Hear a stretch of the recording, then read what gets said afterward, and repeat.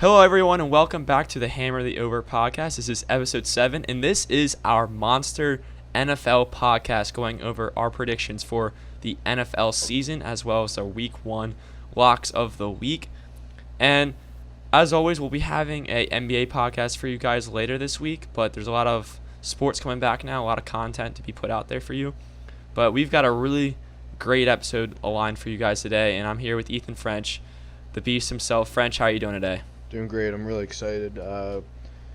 College football's back. We got a taste of that this weekend with some smaller games. I think there's some larger matchups getting into this upcoming weekend, which I'm excited to watch. But also, the NFL's back.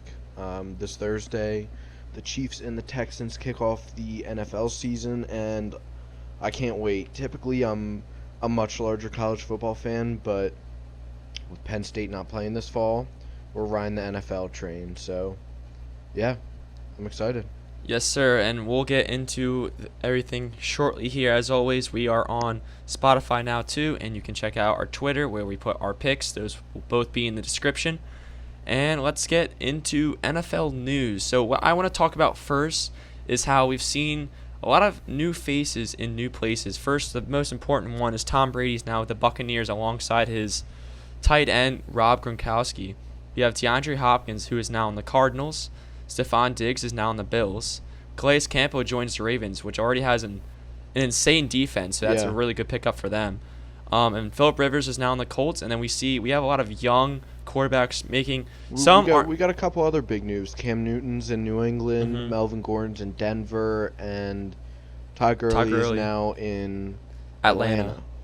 And then we saw that Joe Burrow got drafted by the Bengals. Tua is on the Dolphins, and Justin Herbert on the Chargers, but both of them are not starting. Only Burrow is the only rookie quarterback starting in Week 1 because Tyrod Taylor's got the start for the Chargers, and Fitzpatrick just got announced today, I think, that he's starting for the Dolphins. Correct.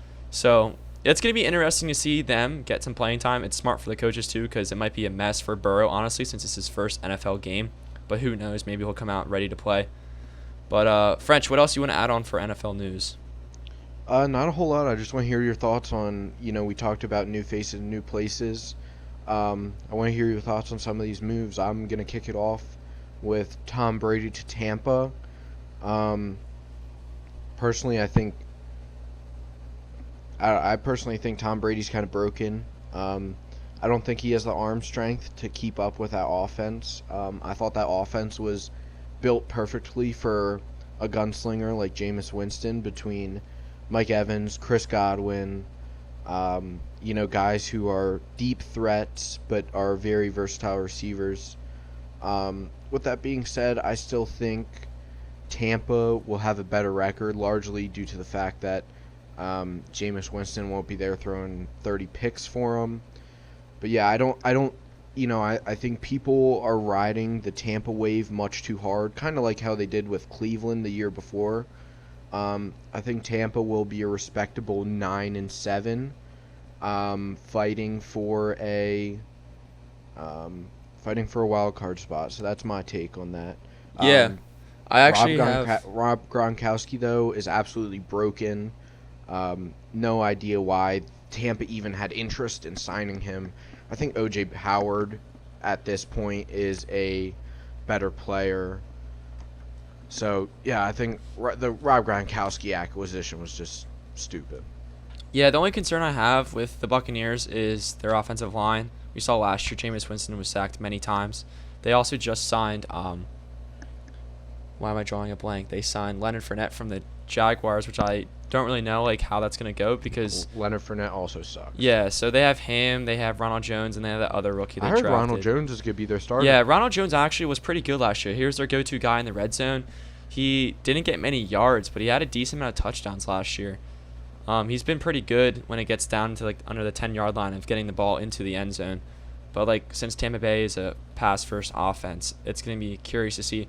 The run defense, honestly, when they're going against them, people are going to be focusing on Tom Brady, not really Ronald Jones or the run game itself. They also have some veteran defensive players in Ndamukong Suh and Jason Pierre-Paul and Levante David. So their defense is all right, but those guys are getting pretty old up there. But especially Pierre-Paul and Ndamukong Suh. Yeah. So they have like big names. It's just they're veteran players. So it's honestly, I feel like a lot of their games are going to be high scoring shootouts, but we can't really. It's going to be hard to make a prediction right now. See, I don't know about that because I don't think Tom Brady is the guy that'll go out and throw, 3 touchdowns a game. So I don't know about high scoring in all of them. But I think it'll be an interesting dynamic to watch down there in Tampa. Yeah, for sure. I also agree with that. I think there's a few other ones I want to talk about, especially like Cam in New England. Mm-hmm. I honestly think it'll work out surprisingly well. Belichick's just a different class of coach, and I think he'll allow Cam to slide in there nicely and work well within that offense. And I'm sure he already has some schemes optimized for Cam Newton. With that being said, I don't know if the Patriots are going to be a great team per se. I think they're going to have a winning record. I don't think they'll win that division. I would have considered them to win the AFC East had Donta Hightower not opted out of the season. They did have, I believe, 7 people opt out of their season, including Donta Hightower, and then didn't their starting tackle also opt out. Patrick Chung opted out. Jamie Collins Seniors, Duran Harmon, Danny Shelton, Kyle Von Noy. So maybe not that offensive tackle I was talking about, but definitely some big names on that defense that will not be playing this season, and I think that's obviously incredibly detrimental to them. Yeah, I think that's also fair that you can say that they possibly can have a winning season with Belichick since he's just a great coach. I'm curious to see how Cam Newton does in the Patriots offense. And I thought it was pretty funny how Julian Edelman told him it's like calculus or something. They were messing around how hard the offense is to learn. But I don't think he'll be fine. Cam Newton, he's out there to prove something that he can play on a different team. And it's gonna be interesting to see him play in this like team with a different offense. He's throwing the ball to Julian Edelman, N'Keal Harry, and I think Brandon Cooks is also on the Patriots, right? He's Brandon not. Cooks is Texans. Texans, that's right. I do agree with what you said though. I think Cam Newton's on a mission. Everyone, he went unsigned there for a long time, and I believe in the Hungry Dogs Run Faster saying. He's out here playing for another NFL contract, and if that's something that he wants to pursue, then he has to prove front offices that he can still play this season. So I think that New England's the right place for him to do that. And he won the starting position. Like, it's not like people were saying, oh, Jared Stidham's going to start off the season, but he has to be doing something in practice in the preseason to show like why he should be the starting quarterback. Like he definitely has his talent still there. It's just a matter of him producing it during the actual season. Exactly. I think the other biggest story I think I wanted to talk about was the DeAndre Hopkins move. When the trade first came out, I was absolutely shocked. Part of it was probably a cap move for the Texans to try and unload some of the salary hit that he would have had. With that being said, DeAndre Hopkins is just a different type of player, and I don't, David Johnson might still be nice, but the past 3-4 years, he's dealt with numerous injuries, and just he hasn't been the same. Cardinals won that trade. Like, there's no other way around it. I don't think the Texans are going to be good this year. I really don't. I think Deshaun Watson's a very good quarterback, and I don't want to take out anything away from him because he probably is like a top 8 quarterback, and he just got paid like it. But I think DeAndre Hopkins made him look a little better than what he did, and I question his ability to, they still have some decent wide receivers between Will Fuller and Brandon Cooks down there, but I don't know if that's enough for him. And on the flip, whereas I think I don't know if the Cardinals are going to be a playoff team because they play in a tough division.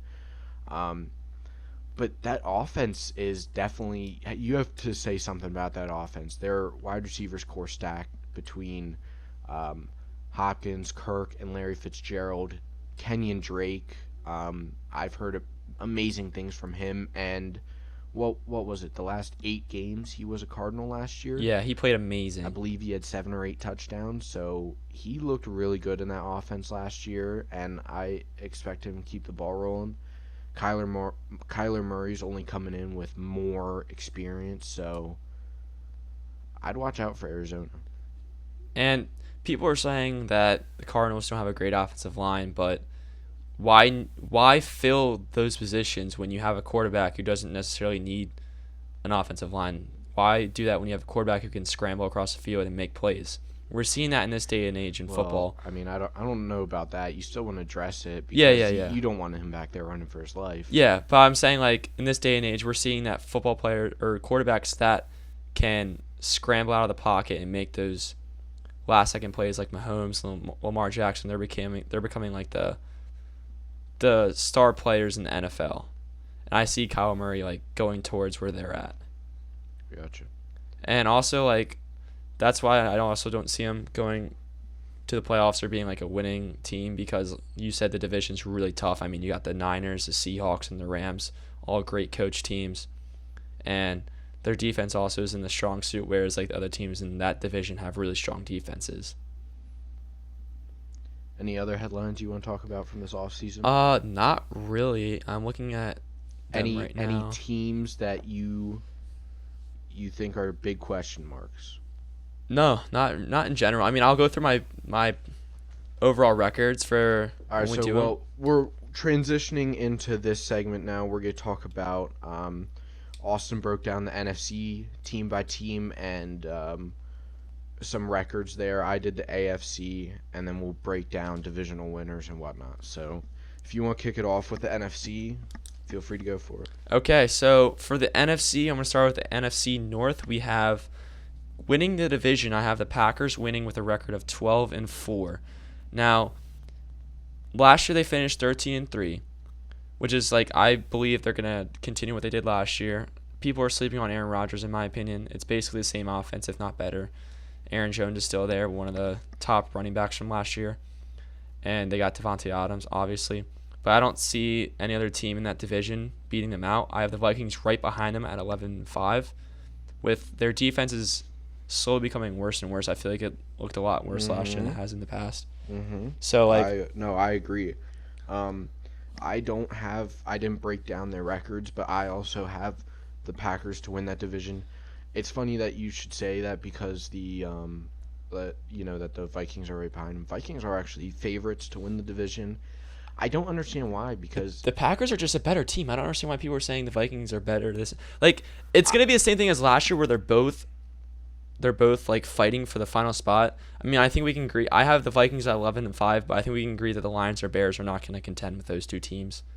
But I think the Lions could surprise a few people. I agree with that too. I have the Lions at 7-9 for their record, but keep in mind last year they didn't have Matthew Stafford. He was hurt, and they had one of the best ends of the season out of all the teams. I don't know how many games they won straight, but their end of the season was really strong. I remember them winning a couple of games there late, and then obviously the Bears are just not that good of a team anymore. They're 4-12. They had a good run a couple years back, but yeah, I don't believe in the Vikings.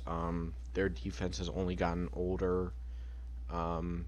They lost. I mean, he's no longer a staple, but Xavier Rhodes was a staple of that defense for a long time. And while he did get older and lost a step, it still is a noticeable loss. Regardless, also to talk about is Stephon Diggs. Was he signed or traded? I believe he was traded. Either way, he's no longer a Viking. I thought that was part of the offense that made them very versatile, because he can just about do it all. He made them dangerous. Kept D-backs honest. You couldn't really double team either him or Thielen, because either one of them could just go crazy.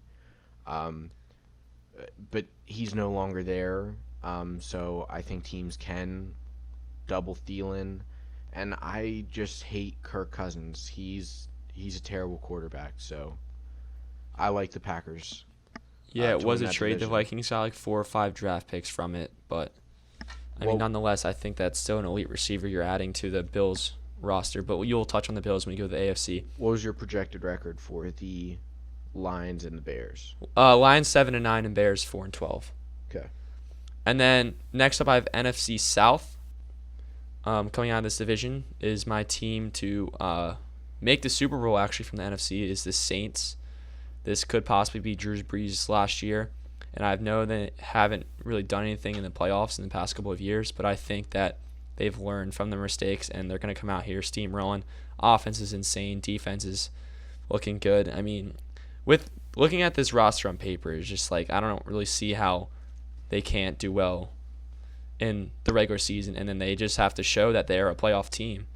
They just got to make that NFC Championship game and then make the Super Bowl. I have them going 14-2. And then right behind them, I have the Bucs going 10-6. We still don't know how the Bucs are going to do with Tom Brady, but I still think they're going to make the playoffs and kind of pressure the Saints in this division. But I still feel like the Saints are going to take this one easily. And then I have the Panthers and Falcons both at 4-12. I honestly feel like I should have put the Falcons a little higher. The Panthers' defense is really bad. I mean, they do have McCaffrey, Teddy Bridgewater at quarterback. Their offense is good, but I don't trust their defense at all doing anything for them this year. Yeah, I think that's fair. I also have the Saints winning that division. They are favorites at -125, which I expect them to be much larger favorites because I think they'll run away with this division. I think the Saints are a very good team. To make the Super Bowl, I'm not quite sure about because you touched on it. They just can't figure the playoffs out. I think people are sleeping on the Panthers a little bit. Teddy Bridgewater went 4-0, 5-0 last year when he started for the Saints. Christian McCaffrey obviously is the best running back in the league. They loaded up with Robbie Anderson joining that receiver core of DJ Moore. So yeah, and I know their defense is definitely the weaker part, but Matt Rule has definitely made a point of improving that, drafting who's the DN they drafted in the first round? Oh, I know exactly who you're talking about. Or no, didn't they draft Isaiah Simmons? Here, I'm looking right now. I think it was Isaiah. No, they got the guy. I know they got Here, let me look it up real quick. I'm just blanking so hard right now. But then obviously second round they got Yader Gross-Matos, so they definitely made a point to load. I remember them getting him. So yeah, I don't expect a ton of things from the Panthers, but I think they're going to be slightly better than what people are expecting out of them. So, what's your next division you got? Next division is the good old NFC East. Now, this one's always a toss-up. I'm going to lean the Eagles since I am an Eagles fan, but it's... Derek Brown was the guy they drafted. That's right. Yeah, he's a beast. But anyway, I'm going to lean the Eagles because I'm an Eagles fan, but it's going to be a toss-up. It's basically just going to come down to who wins there. They're probably going to trade 1-1 like they always do. But I have the Eagles going 10-6 and the Cowboys going 9-7. Year in and year out, Cowboys are always high in people's rankings. Their roster looks amazing. They've added even more players in their defense. They added CeeDee Lamb to their offense alongside Amari Cooper and Michael Gallup. They got Dontari Poe, Everson Griffin, and Alden Smith on defense now to fill some of the gaps they had. So their offense is looking, and defense, just all around, they're looking really good. I just don't, now that they have a new coach too, I'm curious to see how they're going to do. Because people are saying that was their issue, was their coaching. But who's this, Cowboys? Yeah, but at the same time, the reason why I'm leaning Eagles over the Cowboys is because the Eagles were still able to win the division last year with a very injured roster, with basically no one on offense for Wentz to throw to. Their defense had some injuries. Now, they did make their defense a little better. Their defensive line is very scary, which is why I love the Eagles' defense, and they got rid of Darius Slay, and they added some more cornerbacks. And I'm just hoping that the Eagles can stay healthy, that Wentz can stay healthy. We just got word today that he's ready to go for week 1. He was dealing with like a back injury or something, I think, but he's fine. And I just feel like Wentz is going to continue to do what he did last year all the way through his entire career. As long as he can stay healthy, knock on wood, I think the Eagles can win in the division. So I have the Cowboys winning the NFC East. It would not surprise me the slightest if the Eagles did. Yeah, I honestly think it's just a coin flip. I went for the Cowboys over the Eagles, largely due to the addition of CeeDee Lamb is big for them because CeeDee Lamb, Michael Gallup, and Amari Cooper is just a scary core. It's going to cause some issues for.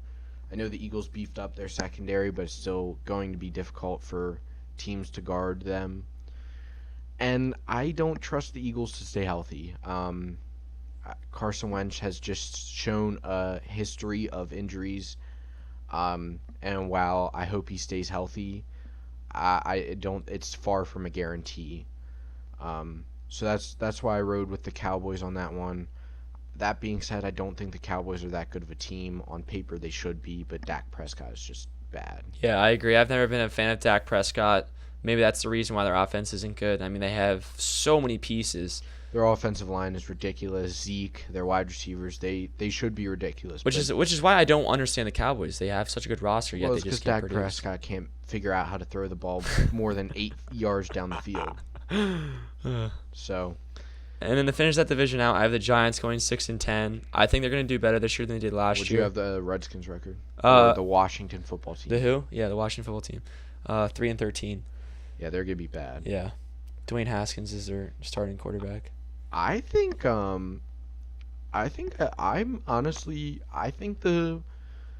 Giants are just impressed some people. I agree. People were extremely upset when they reached for Daniel Jones, but all things considered, Daniel Jones had a pretty decent year last year. Danny Dimes. They beefed up their offensive line. Hoping Saquon can stay healthy for a full year. So yeah, I feel like the Giants could surprise a few people, but that's my take on them. And then the NFC West, we have another stacked. This is probably the most stacked division in the NFC. We have the 49ers, Seahawks, Cardinals, and Rams. And that's the order I have them finishing respectively. I have the 49ers going 13-3, literally basically the same team as the Super Bowl team. Defense is insane. Not quite. They lost to DeForest Buckner. That's I was going to mention that. They did draft Kinlaw, but yeah. DeForest Buckner is... Like, their defense is still going to be good. Like, I know they lost him, but, they still have Nick Bosa, Eric Armstead, Richard Sherman, Jimmy Ward. But DeForest Buckner was a huge loss. But the offense is going to be there. Jimmy Garoppolo, George Kittle. They got... The huge running back heads. They've always been like, they don't really have like a go-to workhorse, but I really like what they did last year. And it was unfortunate for them to have such a great start in that Super Bowl game and then to blow it because Patrick Mahomes is just wild. But I like what Shanahan's been doing with the Niners. So their record's 13-3. 13-3. I have them coming second in the NFC behind the Saints. What were your other records in that division? And then the Seahawks I have going 12-4. I love Russell Wilson. I've always been a huge Russell Wilson guy. He did a great job of carrying them last year. They relied on him all the time, and he's just an insane quarterback. I think he's one of the top quarterbacks in the league behind Patrick Mahomes. He's always up there for MVP talk. Just watching him play, it's crazy. Like, he's always playing the team on the back. They win a lot. They've won so many games in the last couple of possessions there last year. And I feel like Russ Wilson's just going to continue to do that this year. And then I have the Cardinals going 7-9, and I have the Rams going 6-10. I think those are all fair. My only thing is I'm flipping the 49ers and the Seahawks. I have the Seahawks winning that division. I mean, they play each other that last game of the season, so that's going to be a huge game. I think it's going to come down to that one. Yeah. I chose the Seahawks because for the longest time I was a Russell Wilson doubter / hater. I always thought he was good, but never thought he was elite. But I must say I'm a believer now. Their offense has always been good, and it will remain good this year. Their defense has been okay, good enough. But man, I tell you what, I think that their defense is going to be a different this year, especially with largely due to the fact that they traded for Jamal Adams. And we get to see DK Metcalf in his second year. I think he's going to put up big numbers. I love what Pete Carroll does there. He's done a great job there. I mean, it's unfortunate that there's no fans in Seattle because the atmosphere there is really good. But I also agree with it. Like, I love watching Seattle play. They're a fun team to watch. Yeah. So I like I said, I largely like Seattle due to the fact that they added Jamal Adams. I don't believe in Jimmy Garoppolo, so those were my two driving factors in taking the Seahawks over the Niners to win that division. So then my playoffs, I have Saints coming at number 1, 49ers 2, Packers 3, and Eagles 4, just because those are the division winners. And then the Seahawks and the Bucs get the wild card spots. And then I have the Saints coming out in the NFC and making the Super Bowl. Okay. So I guess that brings us to the AFC. I'm starting with the AFC East here, and I also have the win lines to go along with this. So to kick off the AFC East, I have the Buffalo Bills winning that division. The odds for that are currently plus 115. The order of finishing, I have Bills are going to be first at 10-6. Their win line is 9, so I think they're going to go over their win line. The Patriots, I have them pushing their win line. It's 9. I think the Patriots will be a cool 9-7. If anything, I'd probably go under that win line, but I'm probably will not touch that too much. And then both the Dolphins and the Jets, I have at 4-12. Those teams are both going to be awful. Sam Darnold's a train wreck. Yeah. I have some hope for Miami because of Tua, but I think it's going to be a few weeks before he's the starting quarterback there. And they also have a tougher schedule. The AFC East has to play the NFC West, which you just talked about as the hardest division in the NFC. So they got some tough games there between the Niners, the Seahawks, the Cardinals, and the Rams. Both the Dolphins and the Jets, the Dolphins' win line is 6. The Jets is 6.5. I think they both go well under that, as I predicted them both to go 4-12. So I'm betting, I'm just saying they're gonna go under their win line. Yeah, I also have the Bills coming out of that division. It's honestly a pretty easy division, considering that Tom Brady and company's not in New England anymore, and all those players opted out. I think Josh Allen and the Bills have this wrapped up. They've signed Stephon Diggs. Their offense is looking better, and their defense has always been good. So I think the Bills can make the playoffs this year and maybe even they advance. I wouldn't say they have the division totally wrapped up. They definitely have to keep their heads screwed on straight. But should they play good football, the division's theirs to lose. Transitioning into the AFC North. I have the Ravens winning this division. They are minus 225 favorites. I would like to note that I am a Steelers fan. Watch out. The Steelers could put pressure on them. I think the Steelers could put pressure on them, but at the end of the day, Lamar Jackson's just different. So I have the Ravens going over their win line of 11.5. I'm predicting them at 13-3. You could make a case they go 14-2, but not everyone's perfect. So 13-3, they're going over 11.5 wins. I have the Bengals under 5.5 wins. I have them finishing 5-11. I think the Bengals are going to be slightly surprising. I think there's definitely a little more energy in there with Joe Burrow, new quarterback. He's a smart guy. I'm not expecting him to come out and, blow the socks off everyone, but I think he'll have a solid season. Joe Mixon is a great running back. Tyler Boyd is a good receiver, and AJ Green is said to be healthy. Which They just announced like a couple minutes ago that he's playing. So that'll be the first time we'll see AJ Green play in 2 years or so. He's missed a ton of time with injuries, which is a shame because he was such a great receiver. Yeah. But yeah, I don't. That being said, I don't think the Bengals are going to be a great team. I'm going under 5.5 wins for them. Browns win line is 8.5. I also think they're going under. Browns are a disaster. They always will be. Baker Mayfield. Baker Mayfield's trash. People thought Baker was the savior of Cleveland, but then the people that thought that just don't watch football because Baker Mayfield's not good. He's a college quarterback.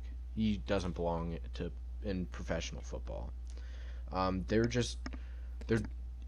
they make any offseason moves? The Browns. What was their offseason looking like? I mean, is it like the same roster as last year, basically?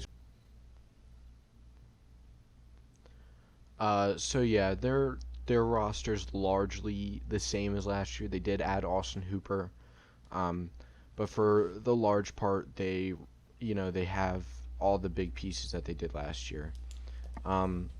I think the Browns are kind of just like a sideshow attraction. It's hard for me to say, but Odell Beckham's he's a diva. He's a clown. Odell's not even that good at football. He's literally just that dude that whines on the sideline and makes noise to make noise. So I have them going under 8.5 wins, finishing 7-9. That might even be a tad generous. I don't like the Browns. That brings me to the Pittsburgh Steelers. Steelers are going over their win line of 9.5. Whoever set that number, incredibly wrong. I have the Steelers finishing 11-5, and that was even me being kind of generous because I have them losing week 1 to the Giants, largely because Ben Roethlisberger hasn't played football in so long. I think he's gonna come out and he's gonna look a little rusty, and people are gonna freak out. Oh, Ben Roethlisberger's not back, but I think he is back. I've heard good reports from their camp. They have a top 3 defense in the league. They kept pretty much all the pieces on that defense. Then they had a pretty good draft and offseason. Eric Ebron is a mismatch, and Chase Claypool is also a mismatch. You're telling me Chase Claypool, 6'5", 239, runs a 4.39? That's just unheard of. Who's going to be able to guard him? Put a cornerback up against him. That's not going to work out. Give me your outside linebacker. Well, he's not fast enough. So, yeah. I'm hoping James Conner can stay healthy. But yeah, I was being, maybe this is the homer in me. I think I was being a little generous when I was saying 11-5 for them. I think they could go 12-4. I don't want to take too much away from them because I think they'll be a good team, but the Ravens and the Steelers both have fairly easy records this year. So, yeah, with that being said, I'm moving on to the AFC South. I have the Tennessee Titans winning the division at plus 150. And I'm not going to sugarcoat anything here. This division just sucks. It's awful. The Titans are a bad team, but they have good enough defense where they look like an okay team. This division's so bad. Derrick Henry is a physical freak, but athletically he's not that crazy. He's fast, but he's not elusive. He's not going to hit you with a mean juke or a spin move. He's going to try and be physical, and he's not going to be able to do that against everyone. Their game plan is fairly simple. They're going to try and do what they did in the playoffs, is slow the ball down, run the ball a lot, or slow the tempo down and run the ball a lot, because I tell you what, Ryan Tannehill is terrible. Just bad. He had some good games last year. Huh? He played decent in some games last year. He had a really impressive performance, honestly, in the playoffs. No, he did not.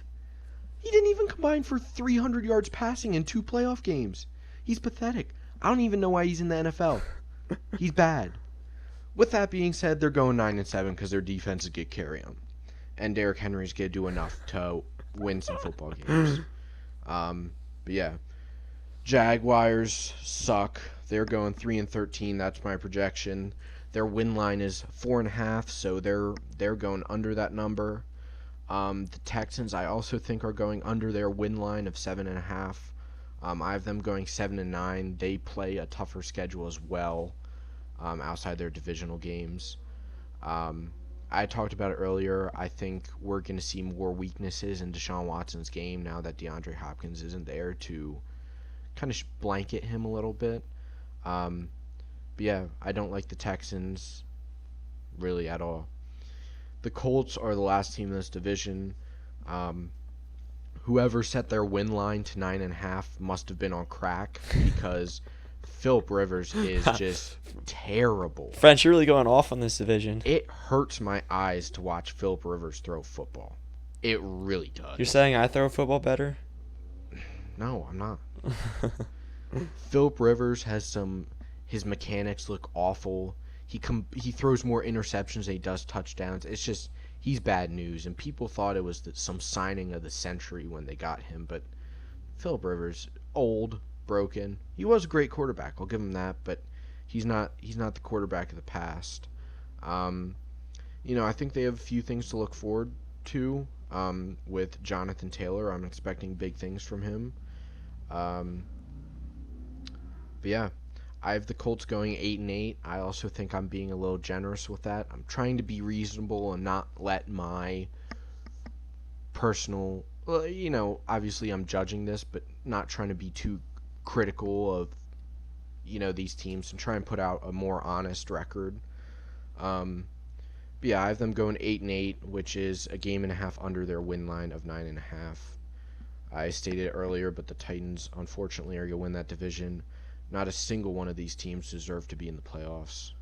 So, that's how I feel about that. I also have the Titans winning the division out of that one.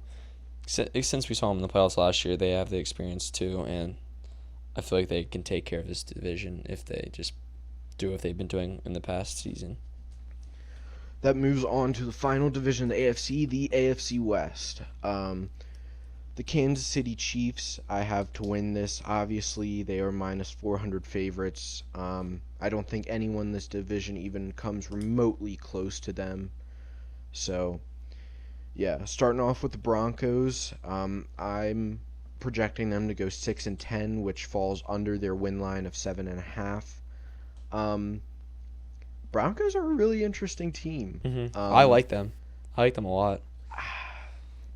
I would love to say I like them, but I question Drew Lock, and it's not even a personal Drew Lock is bad, so they're gonna be bad. It's just we haven't seen Drew Lock play a lot. He doesn't have that experience, so they are my team with question marks all around them. I feel like they could be good, they could be very bad. Clearly, they put some time into beefing up their offense for him. They signed Melvin Gordon. They drafted both KJ Hamler and Jerry Jeudy. In addition to, they already had Courtland Sutton and Noah Fant. And they also have Philip Lindsay. I don't know if they still have Royce Freeman. Yep, they have both of them. They spent some serious time beefing up this offense for Drew Lock. Like I said, this team rides on Drew Lock. So, and their defense is also looking good too. They still have Von Miller, Justin Simmons, and they got Terrell Casey now. Yeah. So, like I said, it rides on Drew Lock. I feel like they could go 4-12, or they could go 9-7. I settled in the middle at 6-10, being realistic. But this is a team I wouldn't mind seeing do okay. Moving on to the next team, the Chiefs' win line is 11.5, which, you can't set too crazy of a win line, but, dude, looking through the Chiefs' schedule, they could win every game. Mm-hmm. I'm not saying they're going to go undefeated because it's just hard for a team to perform like that every week.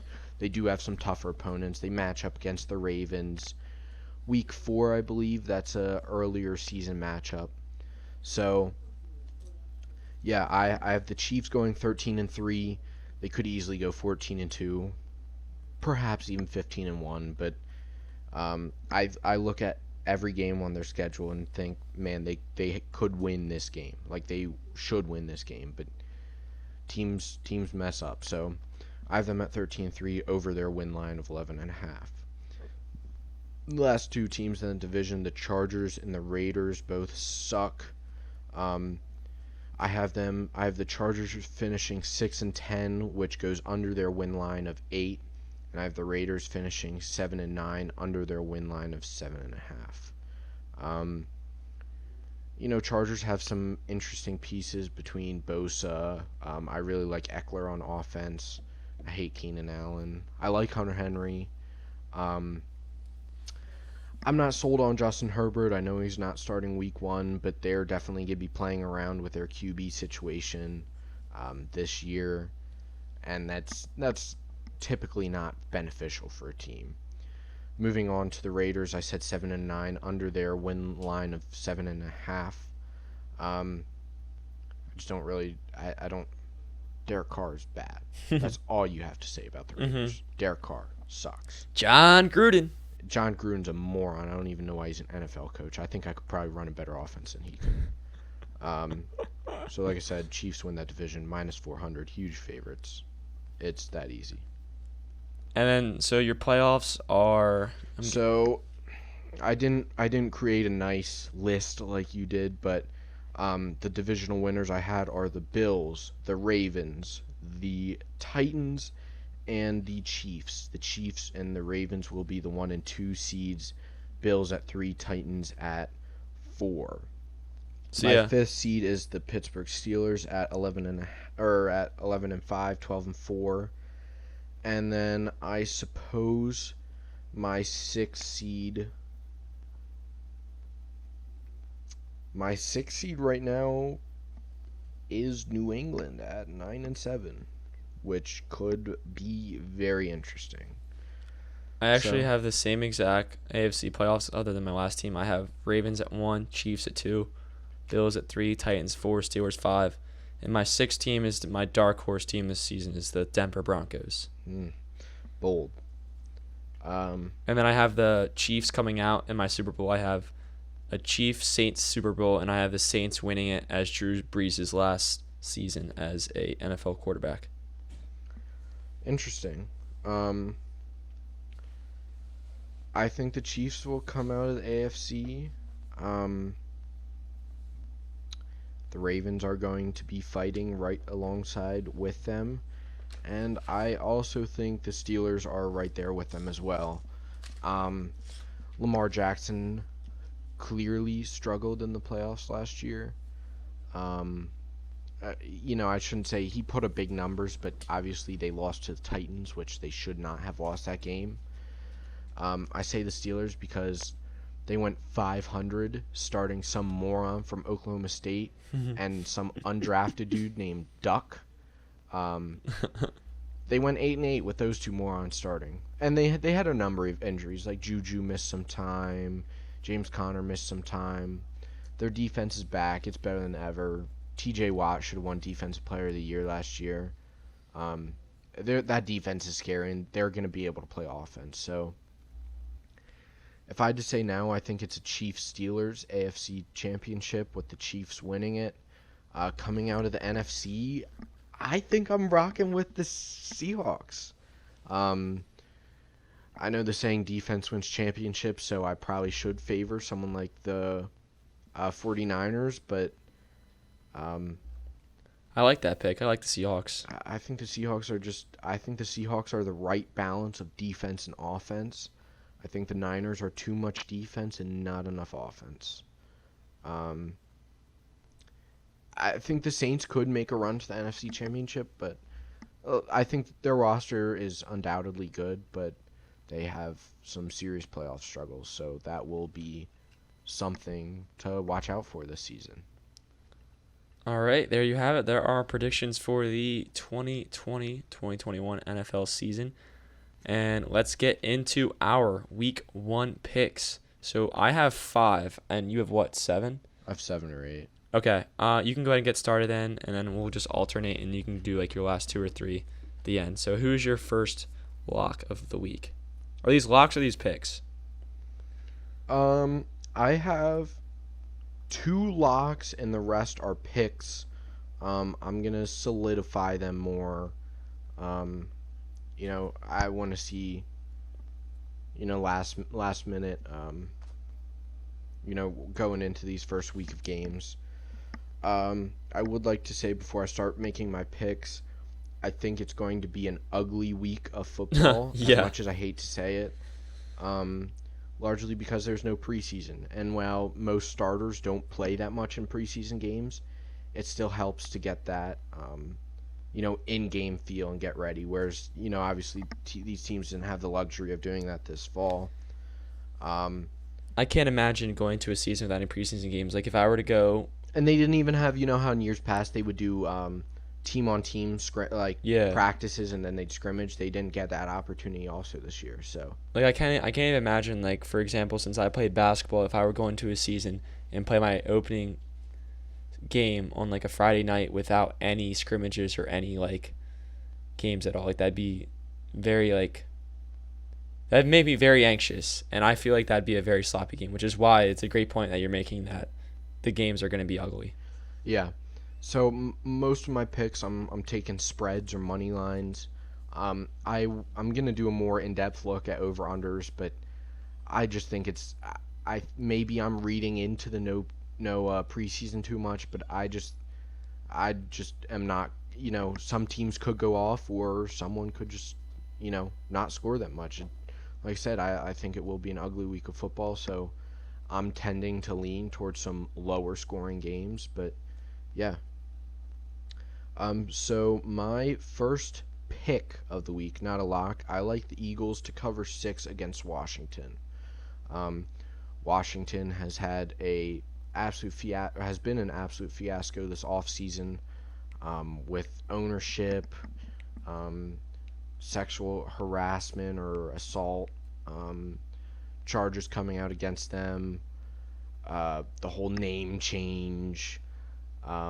Darius Geis had some issues. Then they released Adrian Peterson. So I don't know what Dan Snyder's doing. Whatever he's doing, it doesn't look good.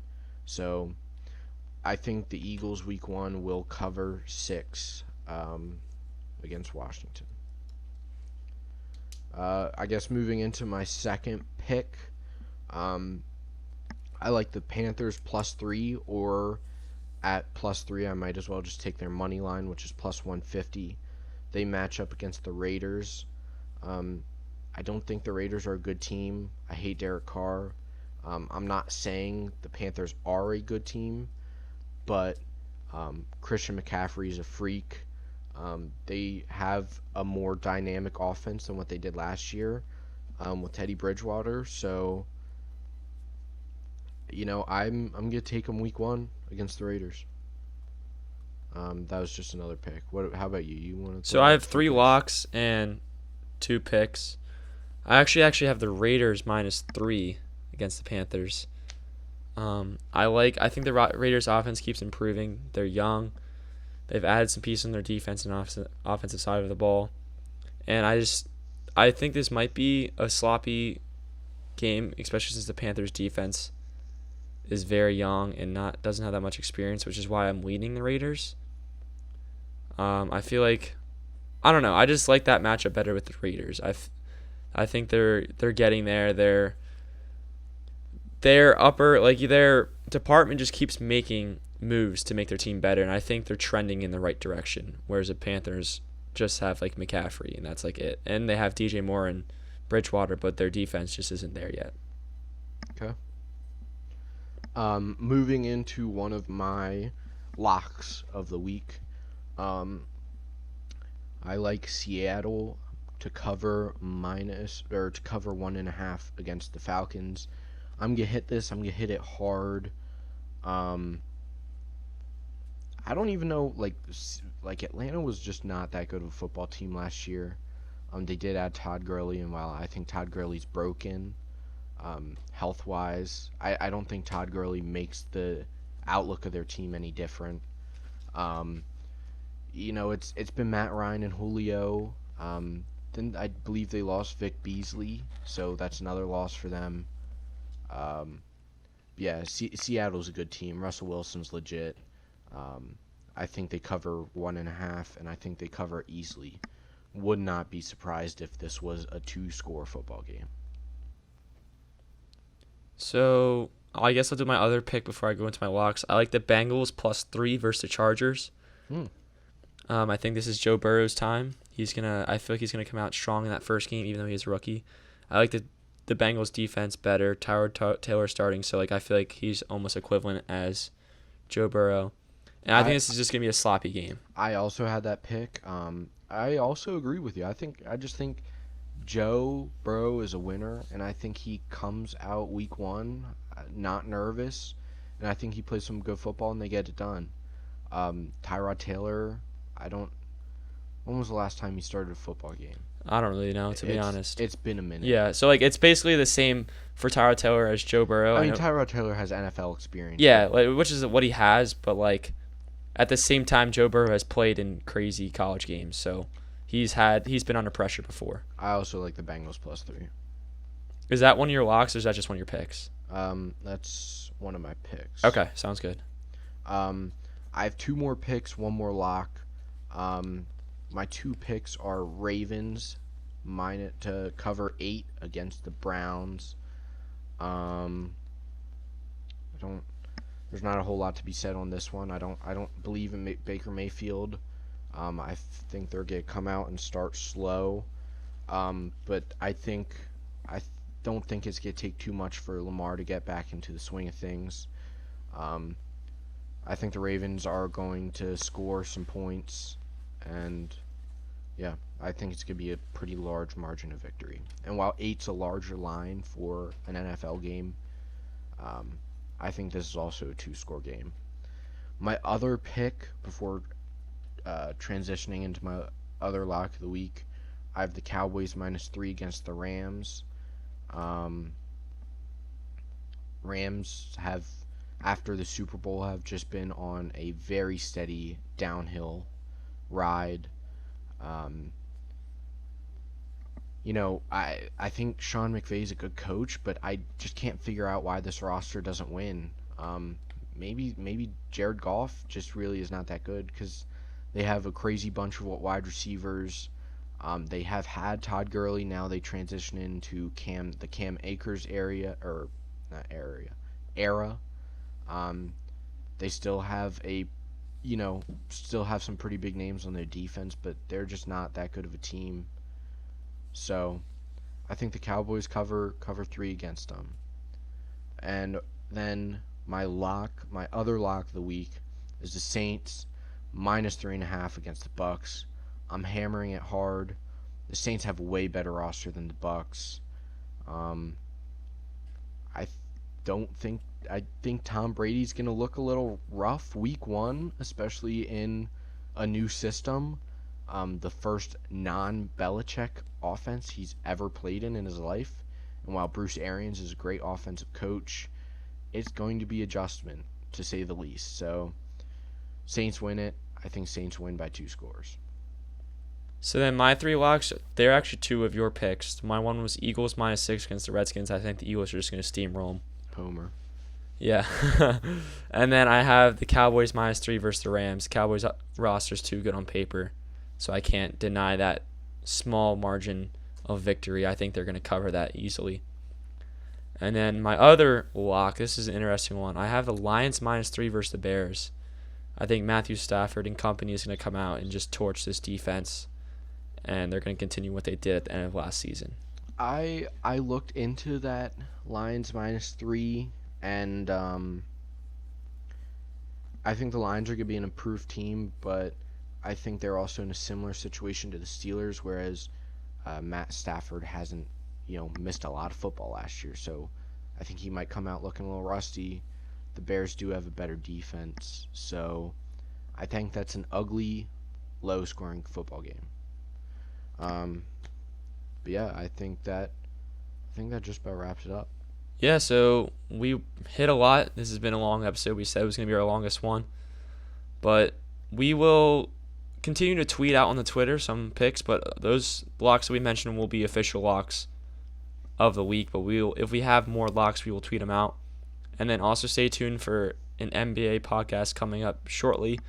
We're going to be talking about the games going on right now, and then we'll talk about the Eastern Conference and Western Conference championships once we find out who they are going to be. I guess we'll kind of just touch on it real quick. The Nuggets and Clippers are tied 1-1. Lakers and Rockets are tied 1-1. The Heat almost finished the Bucs yesterday. That's now 3-1. And the Celtics and Raptors is tied 2-2. They are tipping off here in a little under an hour as we're filming this on Monday around 5 p.m. But we'll talk about those games and we'll see what happens for them in this coming week. French, is there anything else you want to talk about before I close out this episode? Not a whole lot, no. I guess you brought up NBA. I thought the Heat were a better basketball team than the Bucs, but to see them go up 3-0 and then 3-1 now was somewhat shocking. But yeah. I'm happy to say that we filmed the entire podcast without French mentioning Marcus Morris. Oh my gosh. So, I mean, I was kind of hoping you would have said it would have made me laugh, but I'm going to wrap it up here. So, yeah, thank you for listening to this week's Hammer the Over podcast. This is episode 7, the big, beefy NFL podcast. It's been a great time today, French.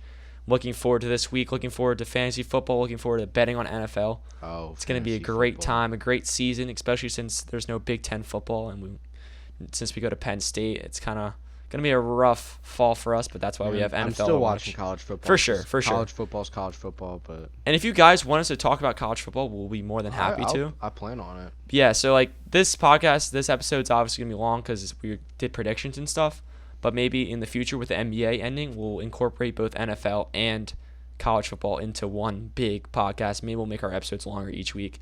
Or unless you guys want to have smaller episodes with just one specific sport, it's all up to you. Just let us know.